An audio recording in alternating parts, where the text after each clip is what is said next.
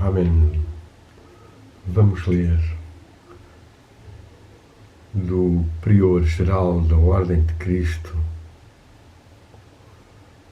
no século XVII, Paulo de Vasconcelos,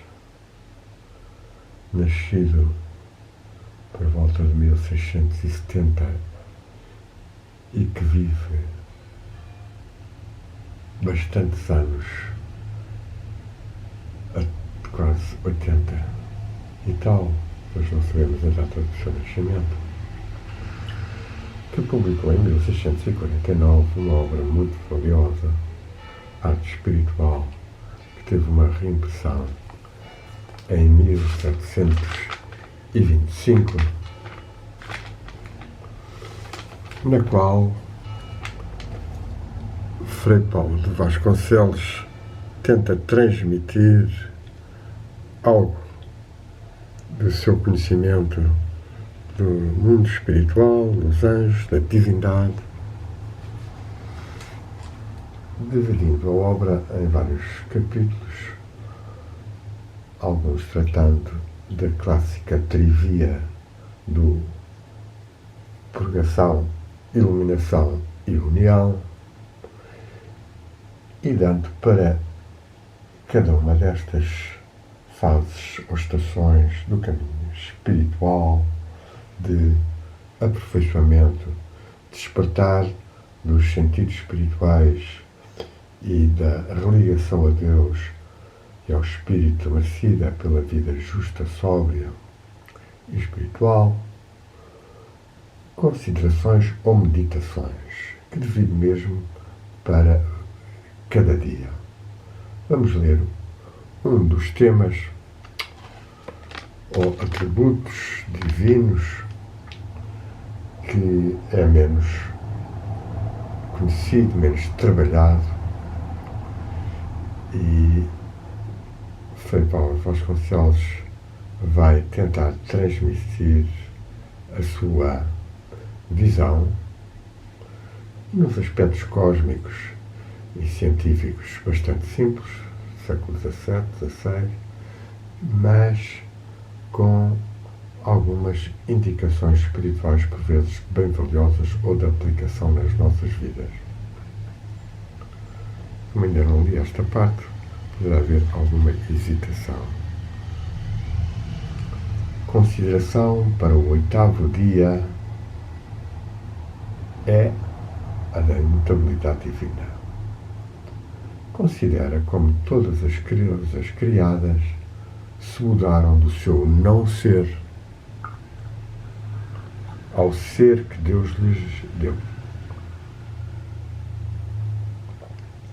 E como esse Senhor é imutável e não se poderá conservar coisa alguma no ser e concerto que tem, que Ele tem, se nele puder haver mudança, e se ele, com sua imutabilidade, não lhe estiver dando firmeza.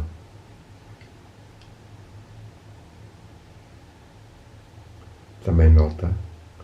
que não podia ser eterno, se nele a houvera,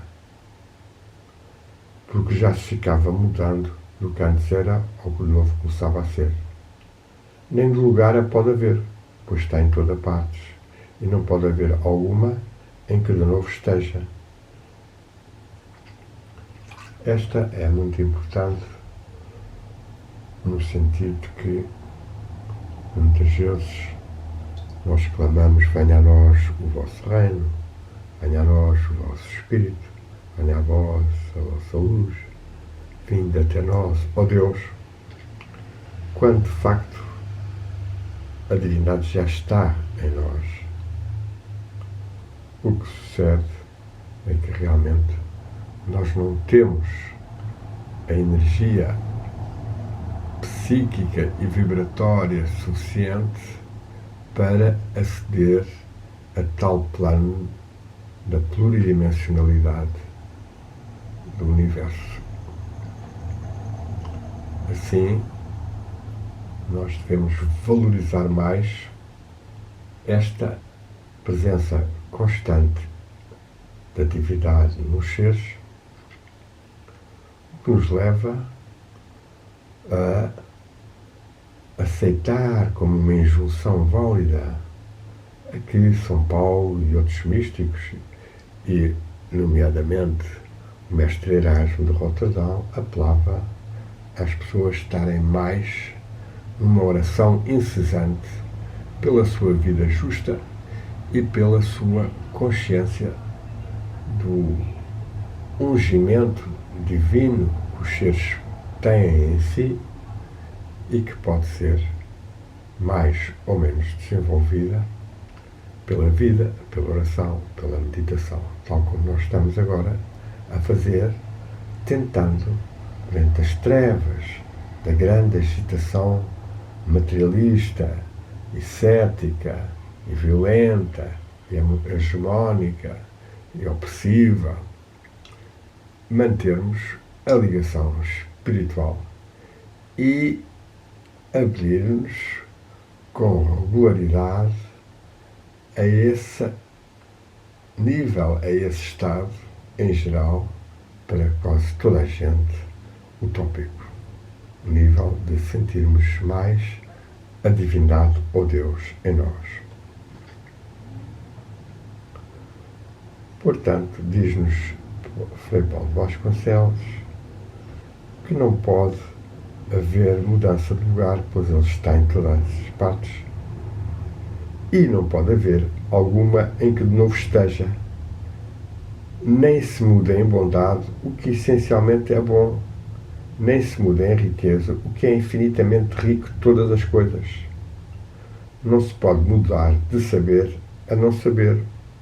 o que está vendo por toda a eternidade, não só o que há de ser, senão também o possível, e ainda os impossíveis. Aqui temos uma outra afirmação valiosa de Frei Paulo de Vasconcelos. Dentro da linha da fé que move montanhas, a divindade tem presente cada ser com o que lhe é possível, com o que lhe é possível, e mesmo o que aparentemente é impossível, mas que pode acontecer, pode vir a realizar-se, se tal for a fé e o trabalho e o merecimento do ser. Diz-nos em seguida, nem também pode ser mutável, que não tem composição alguma, senão a sua simplíssima essência, sem princípio e sem fim, em que consiste o seu divino ser, essencialmente bom, infinito e imutável, que está em todas as partes, dando ser a todas as coisas, o que ele não pudera fazer se fora mutável ou mudável. Esta visão e consideração da imutabilidade divina, o seu divino ser essencialmente bom, infinito e imutável, em que está em todas as partes, dando ser a todas as coisas, ou seja, leva-nos à tradição grega, que tinha também já realizado isto, através de Pitágoras, de Platão, de Plotino e de outros, quando nos dizem que homem, conhece-te a ti próprio, e então conhecerás o universo e os deuses, e em seguida esto, ser tu próprio, ser. Esta afirmação deve-nos levar a meditar no ser que eu sou, no ser que está em mim, no ser de cada ser, e vivemos mais fraternamente, pois tal ser, ainda que esteja muitas vezes empedernido no mal e na violência, tem uma origem, ou tem uma centelha divina do ser, que há que tentar trazer ao de cima, apesar da violência com que alguns seres exercem sobre os outros, maldosamente, fanaticamente.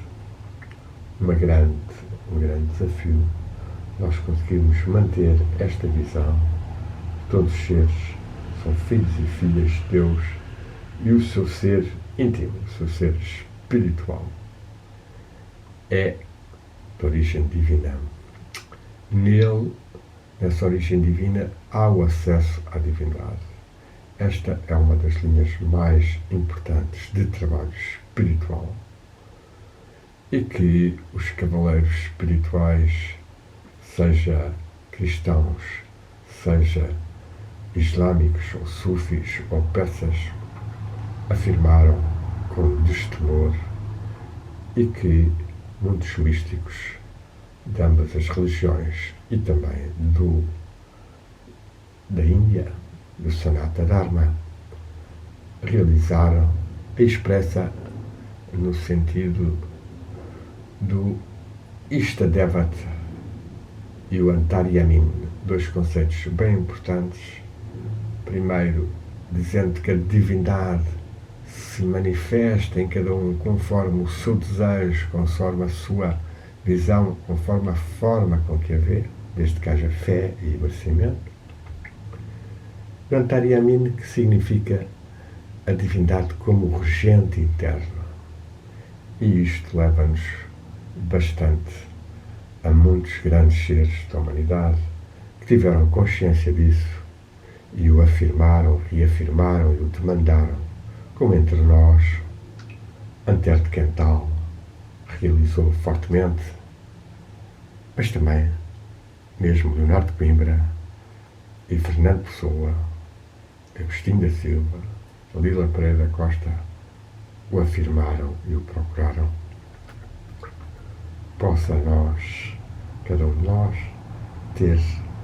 esta maior capacidade de, nas suas meditações e orações, realizar esta ligação, esta adoração íntima, na qual o anjo da guarda participa, e depois mantê-la no dia a dia,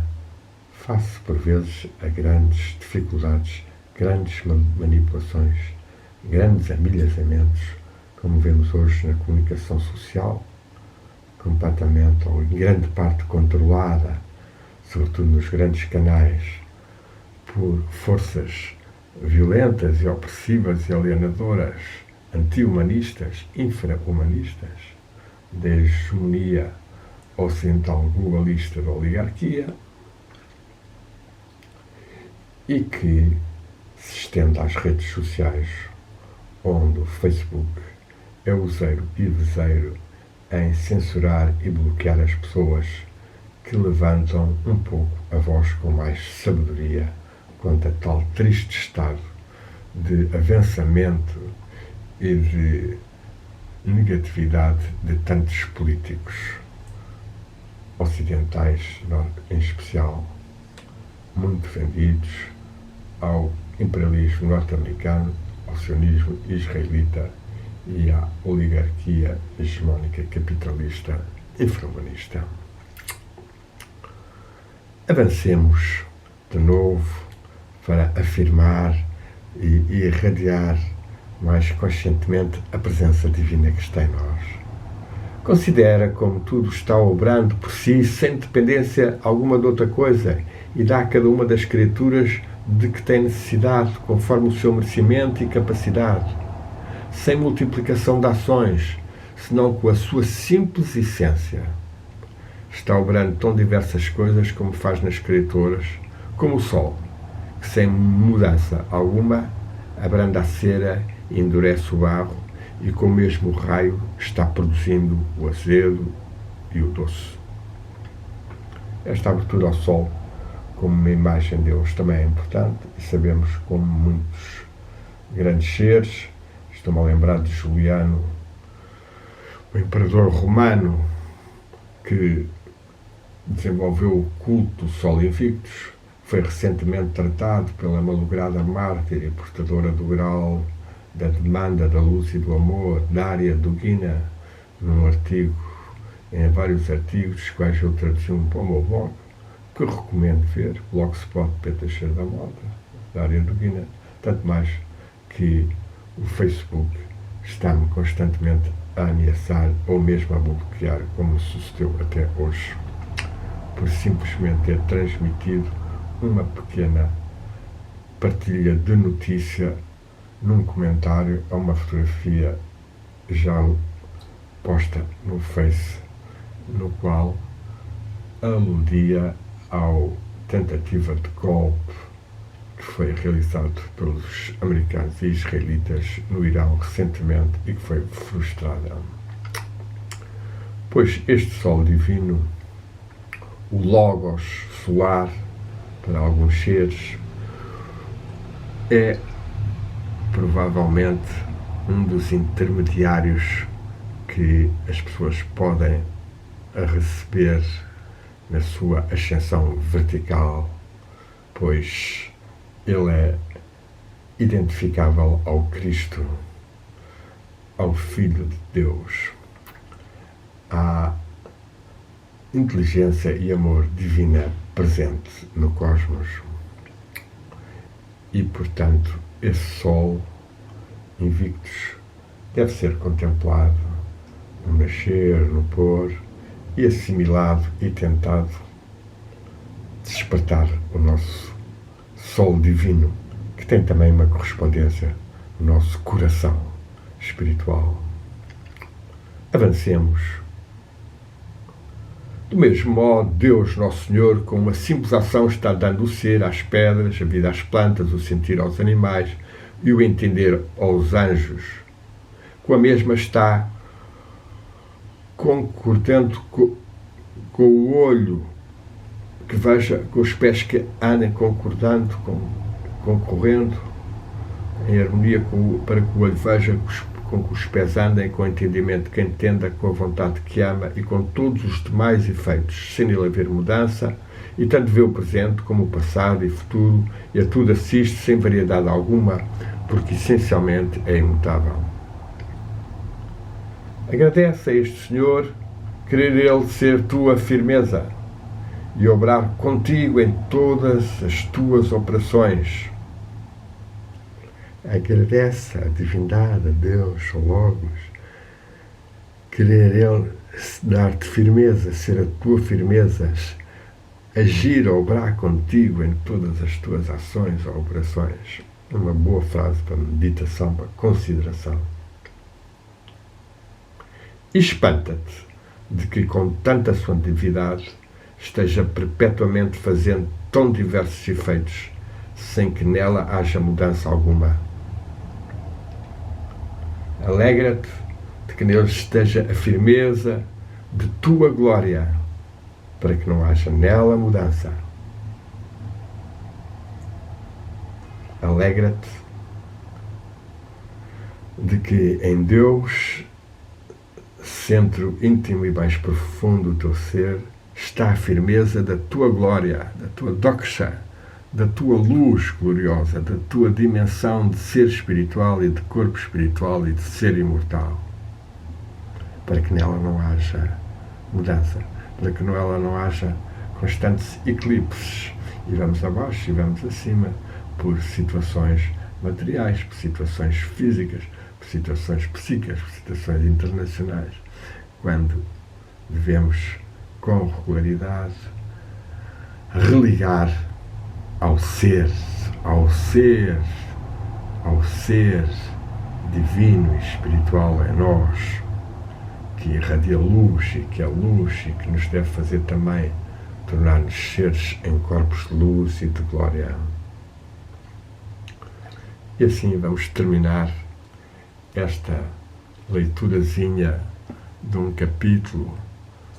de um subcapítulo da valiosa obra de Frei Paulo de Vasconcelos, dentro da tradição da Ordem de Cristo perene, sempre atual, ainda que por vezes alguns exemplos, sobretudo extraídos do Antigo Testamento, ou algumas considerações sejam verdadeiramente absurdas ou exageradas, seja em termos de ciência, seja em termos de possibilidade histórica, sem contudo deixarmos de reconhecer na obra, tanto mais que ele se baseia sobretudo no entendimento, na razão, no logos, na sua experiência de mestre de noviços e de transmissor da sabedoria perene, da arte espiritual, da harmonização dos corpos e da ligação ao Espírito e à divindade, e aos anjos, aos grandes mestres, aos grandes seres. Possamos nós dar graças na glória, no corpo da glória, dizendo glória ao Pai, ao Filho e ao Espírito Santo, assim como era no princípio, agora e sempre. Um mantra que se aproxima desta linha e que os templários também desenvolveram fortemente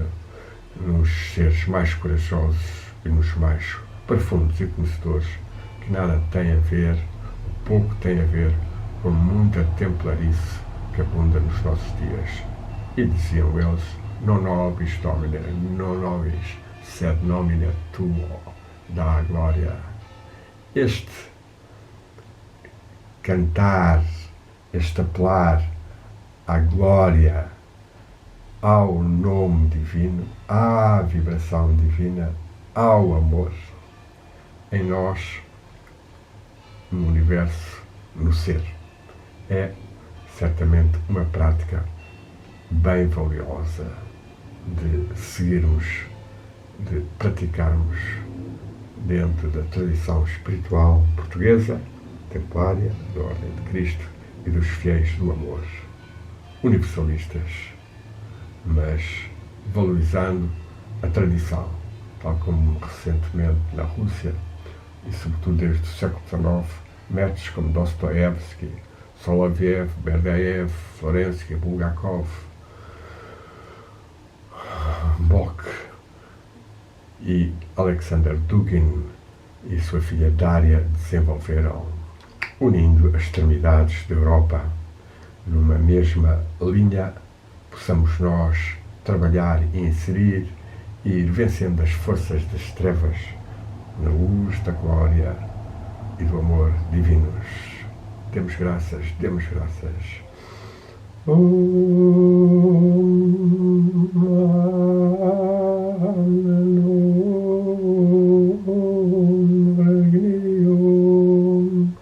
Sante, Sante, Maria Deum, Om Amen, Om Agni, Igni, Igni, Iba Deus Santo, Deus Santo, Om Amen.